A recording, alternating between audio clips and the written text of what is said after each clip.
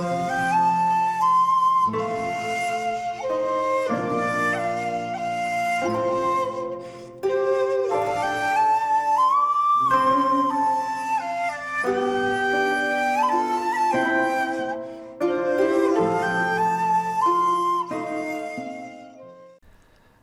there, this is Solitary Ronan from Solitary Ronan Films, and welcome to another random review. Today's random review is from 1973, and it's The Blockhouse, directed by Clive Rees. This is a brand new release by Indicator, due out on March the 17th. It's spine number 224, but as I am an Indicator slave, I get their pre-orders early.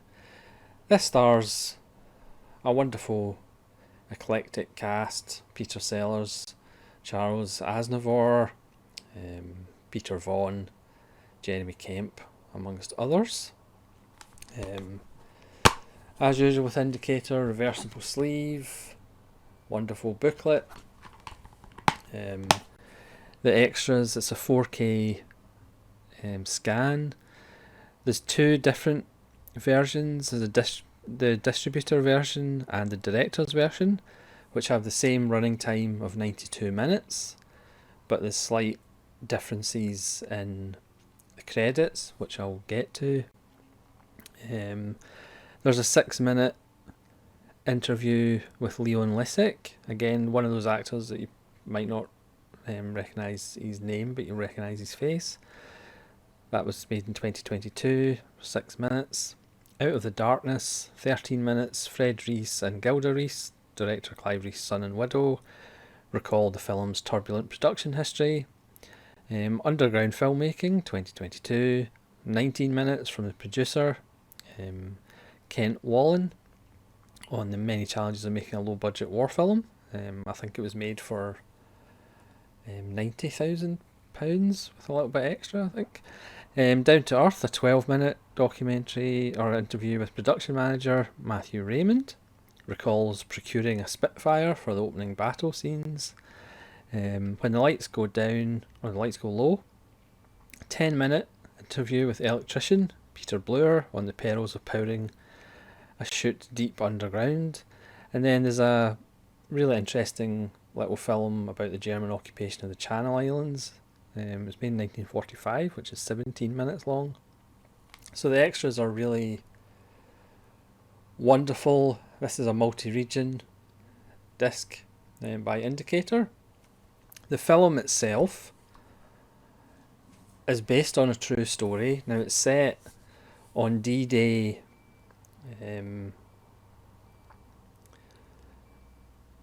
on the coast.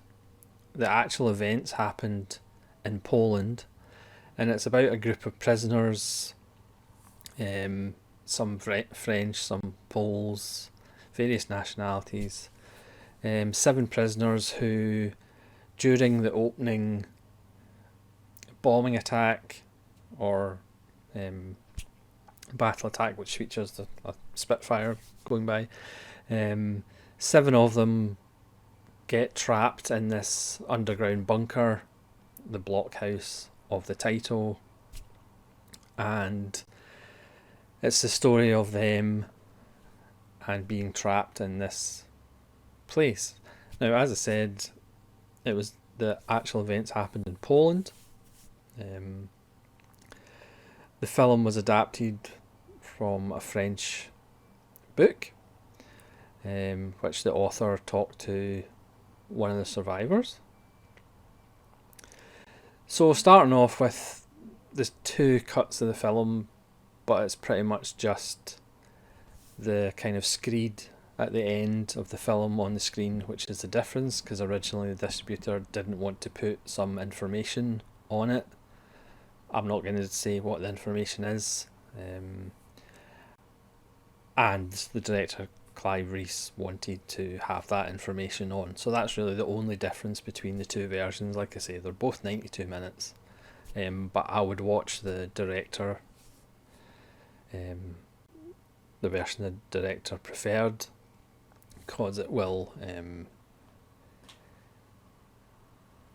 give you a gut punch, pretty much.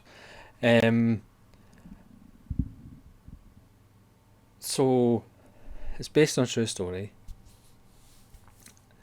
and Clive Rees he kind of started in advertising, film and commercials. He was pretty much a peer of Ridley Scott. As mentioned in the extras, one of them worked for one commercial company, another one was for the other commercial company. I can't remember what the commercial companies were called. So they were kind of peers. Obviously, Ridley Scott went on and did many films. Clive Rees didn't do that many films. I think he's down for like 3 credits on Letterboxd. But his thing when he did commercials was realism and naturalism. So instead of building this underground bunker in a studio, they shot it on Guernsey in one of the underground hospitals that the Germans built, again using slave labour. So when people died, they were pretty much just put into the concrete, because the concrete was like 3 meters thick. So these tunnels, it was like a huge underground, like I say, hospital, but it was pretty much for, almost like it would have been used as a death camp and a medical experimental place if Germany's invasion of Britain had been successful. They would have brought people there, so it had rations and clothes and food and all of that. So they actually shot it in this place, but because it was obviously hadn't been used for years, it was damp. The cast and crew had to get like vitamin B12 injections. It was a horrendous shoot. And again, the extras really go into detail about how bad the shoot was. Again, it's a wonderful release by indicator, so you should really watch the film and then watch the extras, and that gives you a better perspective of what the cast actually had to endure. But then, like I say, especially with the end screed at the end of the film, you'll appreciate the hell that these guys actually went through while they were trapped in there. It's a film that gives you excuse me, it gives you a lot of perspective. So if you're kind of complaining about, your takeaway delivery driver's late, or your package in the post hasn't arrived yet, it gives you kind of perspective of what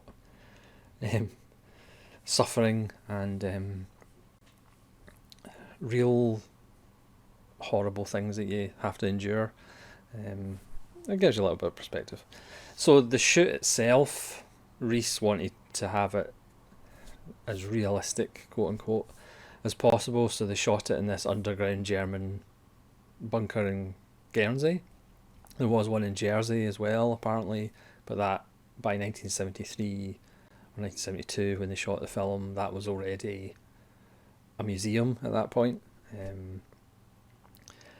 So one of the, I'll kind of talk about the problems with the film first. Again, Clive Rees wanted to make it as naturalistic, as realistic as possible. Shot in this real underground establishment that the Germans built, or prisoners the Germans built. But he also wanted to shoot it as much as possible in candlelight and the lights that these guys actually had.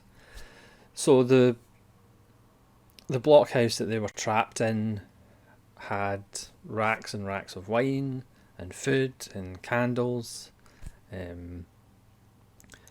So Rees shot it pretty much just using candles with a few extra lights, but nothing like it would look like if they built the set and shot it in a studio.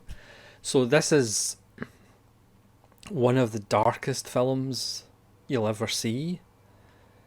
Not just in the content, but actually physically watching the film. It is one of the darkest films you'll see.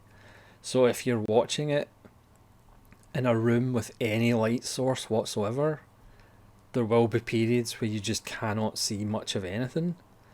Um, you'll see candles, but you won't actually see much of what's going on. So I would recommend watching it in as pitch black conditions as you possibly can. Again, in the extras, I think the producer talks about, when they first showed it in cinemas, they had to get the house lights switched off because it is a really dark film, and that does hamper it. It has to be said. So there's some really good performances, but at times it's really hard to see them, and also the sound, because again it was done underground in a real underground um, location, so the sound's not that great either. There was at points where I actually had to put subtitles on, and they're all speaking in English, but there's lots of kind of mumbling, and the sound's not great either. So even though it is a Blu-ray, even though it's a 4K restoration, it is a very dark film. So I would certainly warn you about that.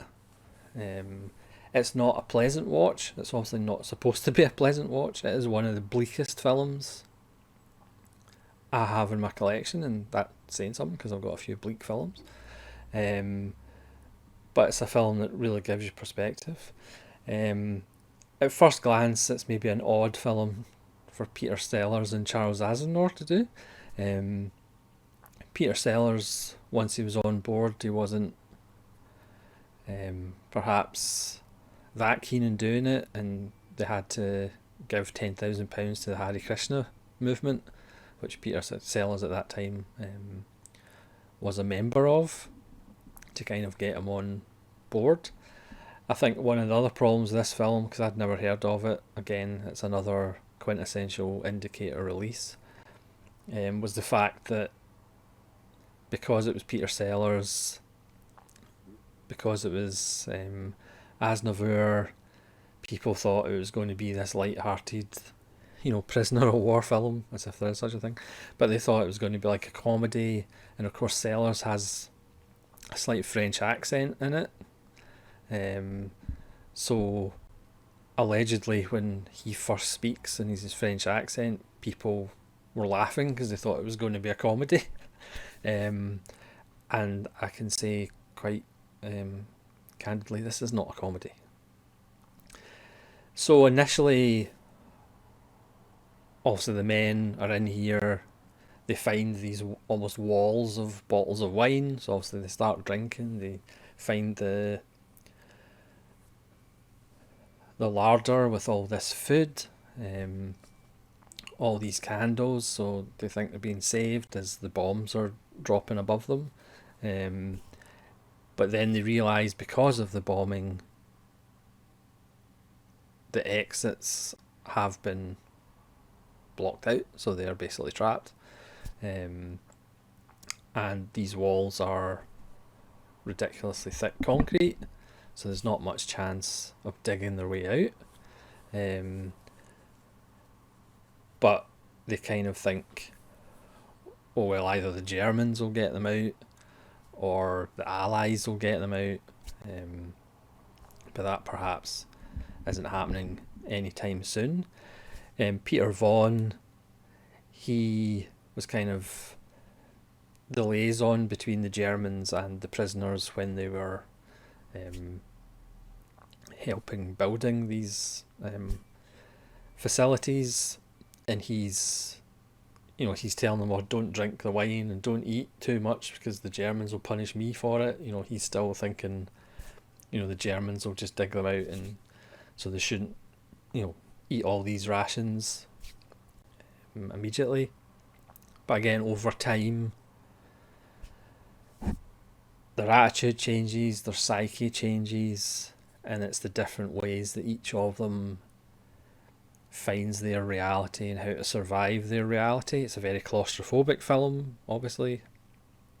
So even though there's high ceilings and there's tunnels, but the fact that you can't actually get out, it is an uncomfortable watch. Even if, as I say, at times you can't actually see that clearly what's going on. But that just builds with the atmosphere of dread and claustrophobia. And again, I'm not going to tell you what the end kind of scroll says, but when you realise, when that sinks in, it is pretty sobering. So, certain members, Peter Sellers' character, for example, writes poetry in the wall of the poetry that he can remember to try and keep his mind going. Men make a chess set out of some candles. There's a wonderful scene where Peter Sellers is trying to explain dominoes to the other soldiers. Peter Vaughan's character slowly kind of goes more insane as he's trying to stay on top of it and trying to make sure that they don't eat and drink all the rations, because he's going to get the blame. Over time, obviously, the subject of sex comes up, because allegedly in the real event, when they found the men, some of them were dressed as women. Some of them obviously let their more feminine side out. So again, that's not kind of touched on explicitly, but there is scenes that's obviously suggesting that. And again, throughout the film, you do kind of think about how would you survive and how would you deal with this horrible situation. Again, the passage of time, because they're prisoners, none of them have watches or anything. So at one point, Peter Vaughan's character says, we've been here for 2 weeks, and Peter Sellers' character is like, yeah, it's actually closer to 7, probably. So again, when you have no sense of time, you have no escape, obviously it's how you keep your mind active and without essentially going insane. Like I said, this is not a knockabout comedy. Again, one of the issues with it historically was people thought it would be because Peter Sellers was in it. This was before Being There. That has some humour in it, but it's I wouldn't say it's a film that I would recommend, but it's certainly a film that is worth seeing, and the background of it is fascinating. The actual real events are fascinating. Like I said, it's another wonderful indicator release, not that I'm biased, but obviously I am. It is dark in more ways than one. It's really dark, and again, I would advise you to watch it in as pitch black conditions as you can. And when you do see, the information at the end of the film of what actually happened to the survivors, it does actually stay with you for a good long while. You could argue that will stay with you more than the film itself, but it's just a sobering, pardon the pun, because there's so much wine drinking in the film. It's a sobering film, and it really gives your perspective, or Spinal Tap said too much perspective. Everybody's really good in it. Obviously, it was a difficult shoot, as the extras go into in detail, but I think that realism, it's a film, that realism I think lends to the overall atmosphere of dread and claustrophobia, and really lends itself to the great performances, as they're playing men who have to face the fact that they might be trapped in there until they die.